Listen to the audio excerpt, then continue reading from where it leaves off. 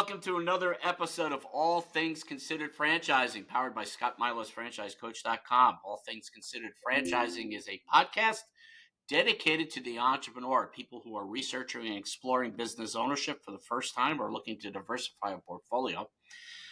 We have guests on that present great education, research, and guidance in regards to the franchising and independent business space. Scotty Milas Franchise Coach is a organization I started, consulting organization that was started many, many years ago, helping people research and explore opportunities, kind of building that roadmap criteria and introducing opportunities that fit. I am privileged today to introduce someone who is an icon in the franchising industry. And if you were like me 15, 20 years ago when I got into this industry, you wanted to have your ears and eyes open to people that really could kind of guide you through and provide expertise. And the guest today is that person, John Hewitt, John T. Hewitt, who is now CEO of Loyalty Brands, and you may know him, and we'll get into some of his past experiences. But John is also an author of I Compete, an extraordinary strategy book. So, John, welcome to the show. Scotty, it's my pleasure. Thanks for having me. You know, you have been around the franchising industry for well over 50 years. Now, a lot of people, I hope you still look at that as a positive.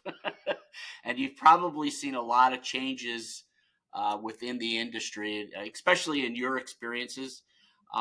It's safe to say that you were founder, CEO, president, builder of one of the largest and well-known tax franchises, Liberty Tax.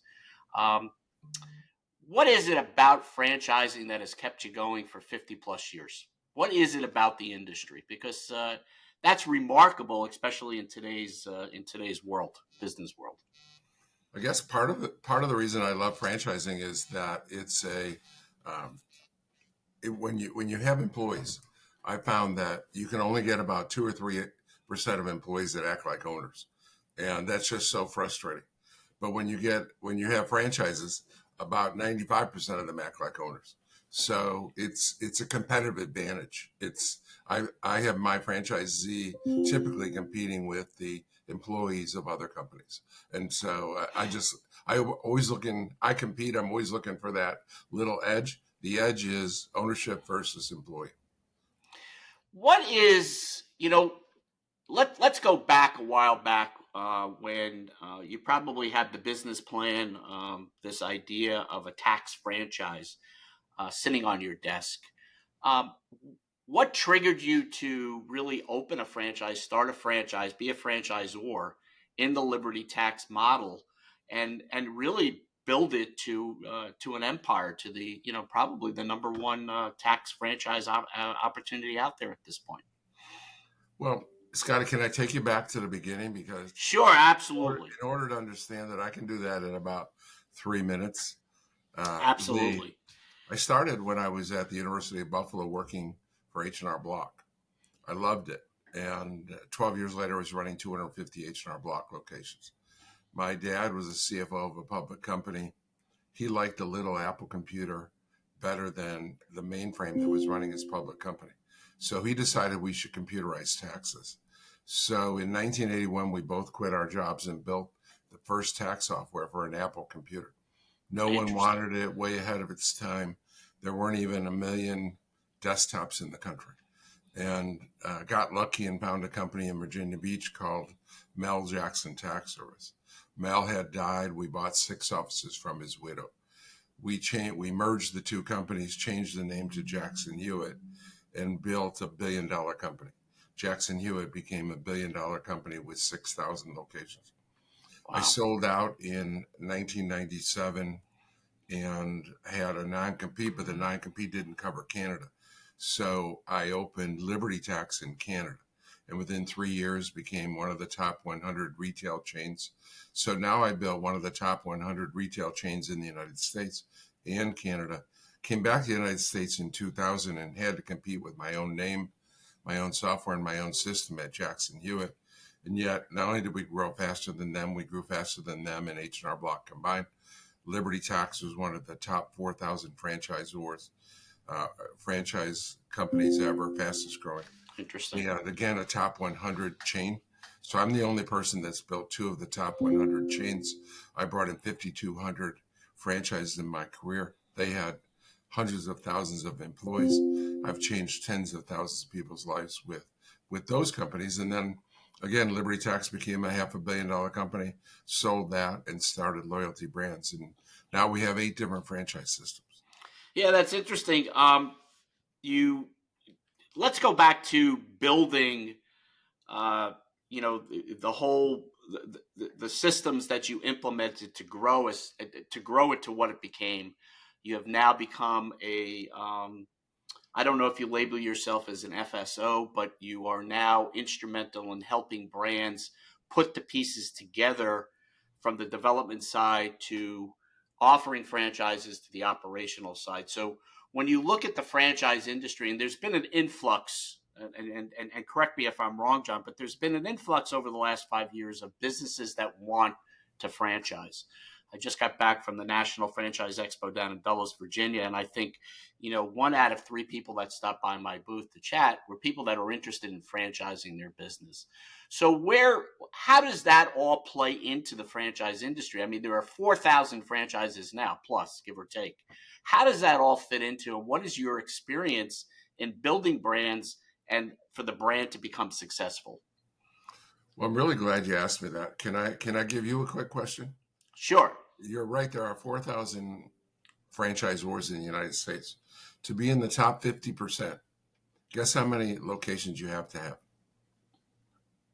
50? 20. 20. Wow. So yeah, every Tom, Dick, and Harry wants to franchise. And most Tom, Dick, and Harry fail. And what they have is a mom and pop that is very wildly successful. And people come to them and say, why don't you franchise this? I want to buy one of these. This is the greatest thing since sliced bread. Well, they're up to here running their great business. They don't know anything about franchising. So when they start the franchise, now they have 2 things to run. They have their own business, which they've done very, very well. They're experts at that. But then they try to be a franchisor. They don't have the time to do it. And 95% of them don't have the skill to do it. So they just flop and they don't succeed. So yes, it's very, very difficult to build. Both of my companies built from 0 to 500 employees with huge market share, over 500 million. One became $1 billion company. So that's incredibly difficult. In the history of the United States, there's less than 1,000 people that have built $1 billion company. And in the top 100 chains in the United States, there's 99 people that have done that, and I've done it twice. So it's a real challenge. And to me, the biggest challenge is that as you grow exponentially, there's always chaos. You can't go from 0 to 4,000 in 10 years or 12 years without chaos. There's always difficulty. Right. And there's always the management of resources. You have to have the right amount of structure matching the right amount of income. If you have too much income without structure, you fail because of lack of service. If you have too much structure without income, you fail, you go bankrupt. So you have to manage those 2. When can you hire your CFO? When can you hire your CIO, CMO? And when do you hire your receptionist or how many marketing people and so forth? So it's a constant challenge to be accurate in your vision of the future. That's the most challenging thing, is to manage those 2 things together, the income and the expense, manage them together to make sure that you're always in sync. And I've done that. Now I'm on my 3rd time. They say 3rd time's a charm. But in addition to that, one of the reasons that most franchisors fail, and most of those people that are thinking of doing it today are going to go out and fail because they don't agree or understand this obvious principle. This is extremely obvious. Everyone should get this. And the key to a franchise success is happy, successful franchisees. Yes. I mean, and they don't get that. It's a relationship. Yeah. People don't get that. You're absolutely right. They have happy, successful franchisor.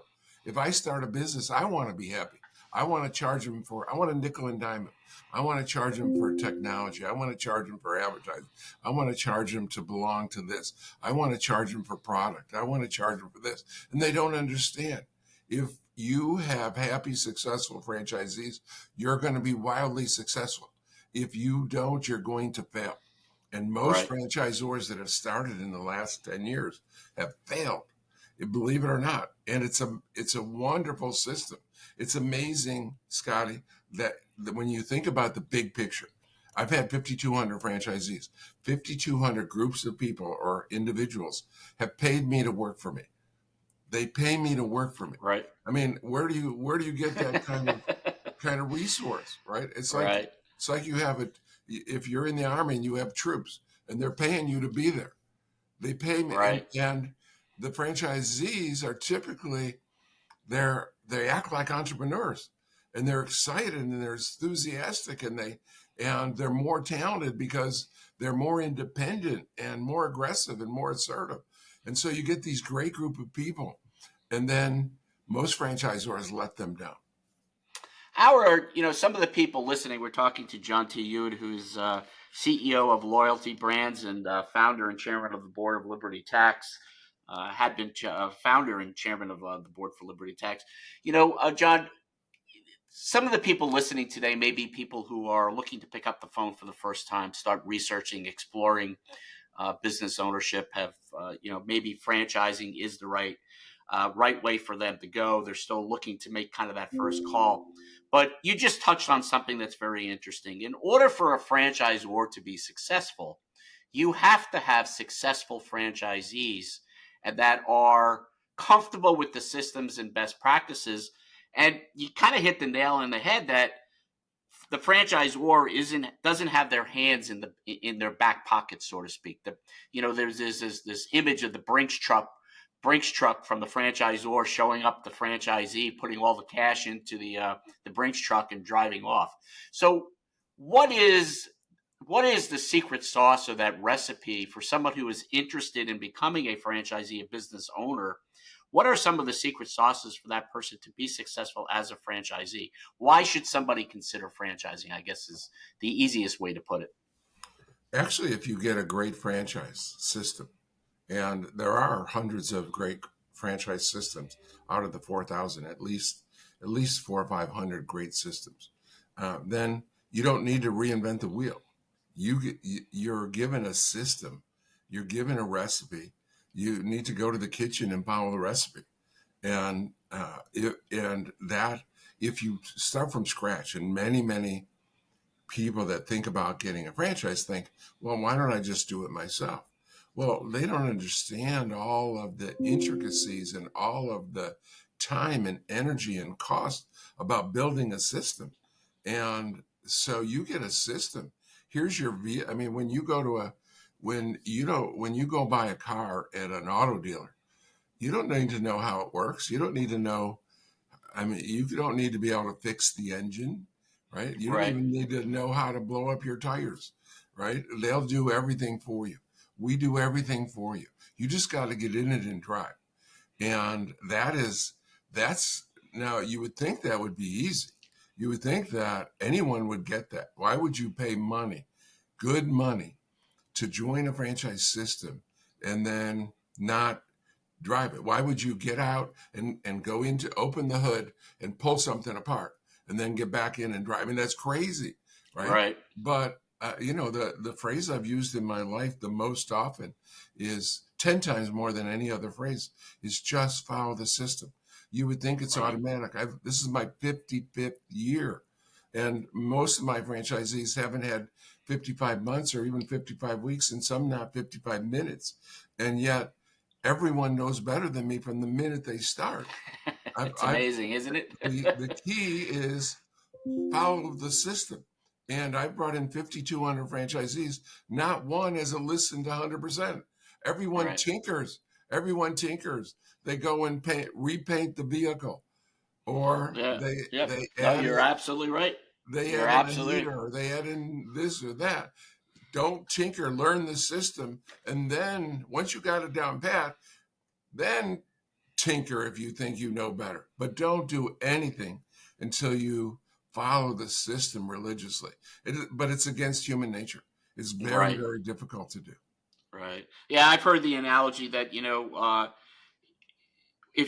whether it's a little Cessna prop plane or it's a Learjet or a 747, to get the plane off the ground is the same way. You got to put the throttle up. It's follow those guidelines to get the plane off the ground. But when you get it up in the air and you're flying, you don't all of a sudden pull back on the throttle and say, "Okay, I'm up in the air," because if you did that, you crash. And I think that's the idea about franchising, is that people think just because they signed the franchise agreement, got training, now all of a sudden they can go out and do whatever they want and kind of, change the recipes or the best practices.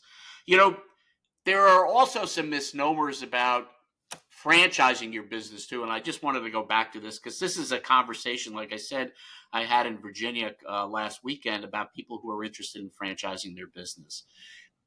In my mind, it's pretty easy today. And if you go back 15, 20 years, and maybe you'll agree with me, is that it was a little bit more complicated to actually franchise your business. The paperwork, the FDD, the training manual, it was a lot more expensive, and there were a lot more pieces to the puzzle to do it. Today, it's pretty easy through templating and the different systems that people have, and pretty much inexpensive when you think about it, to franchise your business. And what I've been trying to tell people is that the easy part is to franchise your business. I mean, anybody can put an FDD and a training manual and operations manual together. But the implementation and the development of your brand, supporting your franchisees, is a lot of hard work. And it's also very expensive. And people don't understand that. How accurate am I in that and delivering that message? Well, you're right. Some things have gotten more generic, but with inflation and time, the cost isn't dropped. And yeah, the legal work and the paperwork and which includes the operating manual, the training systems, everything, you can do that for about 100 grand, and you can do it well for about 100 grand. But then how do you attract new franchisees, and how do you bring them on board? And so you're going to spend 100 grand in operations, or I'm sorry, legal and administrative paperwork. And then you're going to spend another 200,000 trying to get new franchisees on board. Yep. And so now you're in for about 300,000. And what the frustrating thing for most entrepreneurs that fail, and again, most new franchisors fail. The thing they don't understand is they're not dealing with employees anymore. And while they had this successful mom and pop business, they had employees. And most of the time, they're just in one location. But even if Right. not, they have employees that they can dictate to. And now you get a franchisee, you can't boss them around like you could an employee. Right. And you have to treat them they have many hats. A franchisee is a customer, they're a partner, they're your boss. You work for them. I mean, they're demanding. One of the great things about being a franchise system is they're so demanding, even when they're wrong. And if you understand that you need to have the best system in the industry, which I've always had the best system. If you understand that to have the best system, you have to be growing or improving. Right. You have to be improving. And if you're not improving, then your competitor is catching you. So it's so hard to improve without criticism. But with franchise system, I've had 5,200. I'm one of the most criticized people on the planet. There isn't any franchisees that didn't have advice or a complaint for me at some time, and some have hundreds. So Right. it's so much easier to learn if you have people complaining. But I've had a lot of people that work for me and seen a lot of other failed franchisors that can't stand that. The minute someone starts complaining, especially if they're wrong, and they can Right. be wrong, they hate them and they destroy the relationship. And so it's hard to take criticism. So that's that. And the criticism is often justified. Scotty, if you and I, you're a smart guy. If you and I disagree, I believe Neither one of us is right. The answer is somewhere between us. You might be mostly right. I might be mostly right. It might be 50-50. But if you and Right. I have a disagreement with your experience and your knowledge and your wisdom, then neither one of us is 100%. We need to each think about carefully what the other one is saying. Right. Right. No, you're absolutely right. And uh, being on the franchisor side for many, many years and being part of the upper management team of building a national brand now, um, you've got to have ears and be able to listen to your franchisees. Some of it you may be scratching your head and going, "Well, wait a minute, where did this come from? It's that from left field." But to your point, there's got to be a medium point in the middle. You've got to learn to agree. Human nature is we're going to disagree. You mentioned that before. It's human nature that everybody's going to disagree.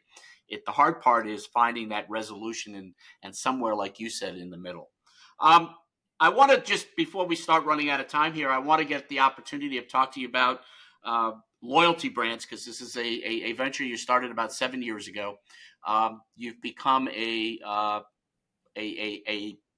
kind of that silent big radar on the blimp in regards to building brands now, taking on brands that may have come into franchising, started to struggle, now need some hand holding. Tell us about little bit about loyalty brands, what you're doing, and how that's playing an integral part in helping brands grow as a franchise system. Yeah, we have 8 different brands, and I don't have time, obviously, to talk about all 8 brands. And I'll say that we have 2 that are very exciting and fast growing. One is mobile pet grooming, Zoom and Grooming, and the other is our tax division. I've always been the best in tax. I call myself granddaddy of tax. But what we do with each brand is we bring in our mentoring experience, and we bring in our sales team, and we have something that almost no one has in bringing in all these franchisees around the country at Block and Jackson Hewitt and Liberty. I have people in every city in this country of over 25 or 30,000 people that have worked for John Hewitt. And I have, so wherever you want to expand to, if you want to go to Milwaukee or Los Angeles or Jacksonville or Providence, there's someone there that's worked for me before, working for me now. They can be customers, they can be employees, and they can be franchise owners. So we bring a lot to the table, and including cross marketing. Interesting.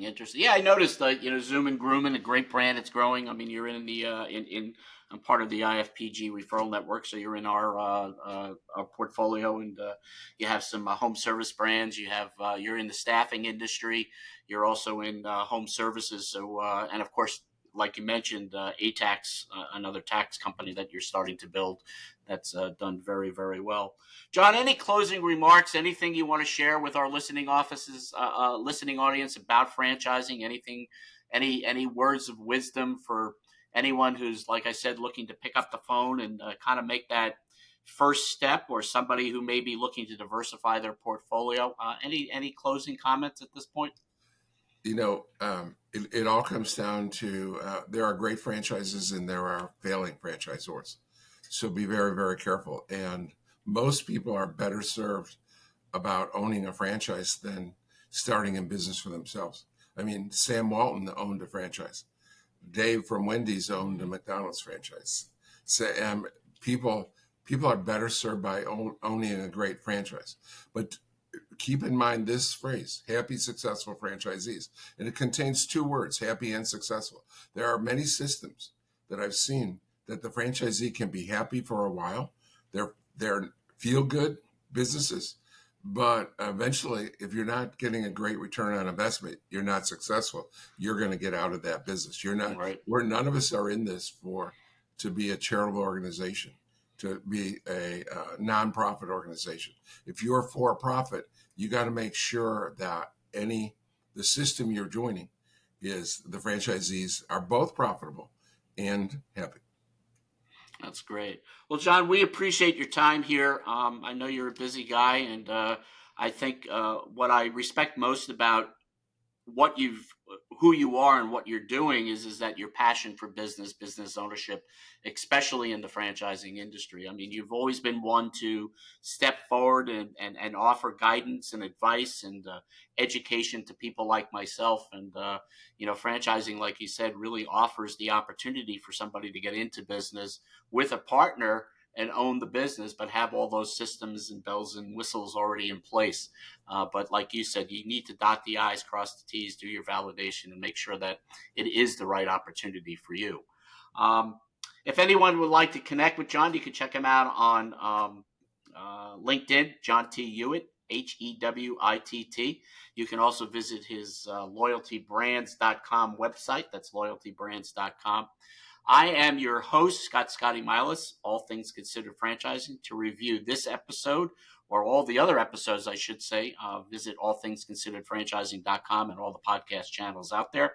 For those of you who may be interested in learning more about franchise opportunities, business ownership, you can connect with me on LinkedIn or go to scottmilasfranchisecoach.com and fill out the inquiry form, and I'll get back to you in a timely manner to discuss. John, we wish you all the best, and we hope to get you back on sooner rather than later. And keep doing what you're doing, because you're just a great asset to the franchising industry. Thanks, Scotty. It's been a great pleasure. Thank you.